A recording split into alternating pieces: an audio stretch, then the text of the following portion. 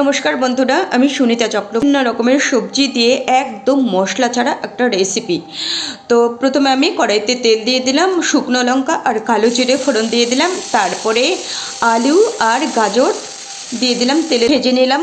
আমি এইবার এর মধ্যে দিয়ে দেবো বেগুন, দিয়ে দেবো সিম, দিয়ে দেবো মটরশুঁটি আর কাঁচা লঙ্কা, দিয়ে দেবো পরিমাণ মতো লবণ, দিয়ে দেবো পরিমাণ মতো হলুদ, তারপরে সমস্ত। তো এরকম এইটুকু আমি জল দিলাম, আর কোনো কিছু মশলা আমি দিলাম না, শুধু হলুদ লবণ আর শুকনো লঙ্কা ফোড়ন। তারপরে ঢাকা দিয়ে দিচ্ছি। খুব ভালোভাবে সেদ্ধ হয়ে গেছে এইটুকু জলের মধ্যে। আমি এবার এর মধ্যে একটু বেশি পরিমাণে ধনে পাতা কুচি দিয়ে দেবো, আর নামানোর আগে সবজি দিয়ে একটা তরকারি রেসিপি চিনি দিলাম। এই রেসিপিটা স্বাস্থ্যের পক্ষে অত্যন্ত উপযোগী একটা রেসিপি, মুড়ি ভাত রুটি সব কিছু সাহায্যে একদম পারফেক্ট। তো বন্ধুরা, কেমন লাগছে এই রেসিপিটা অবশ্যই কমেন্টে জানিও। তো যদি ভালো লাগে একটা লাইক করে দিও, বন্ধু পাশে দেখো আর তোমরাও ট্রাই করো। অল্প তেল, একদম কোনো মশলা ছাড়া এরকম রেসিপি। তো তারপরে বন্ধুরা আমি আরও বিভিন্ন রকমের রান্না করেছি, তারপরে সেই সবজির খোসা ধোয়া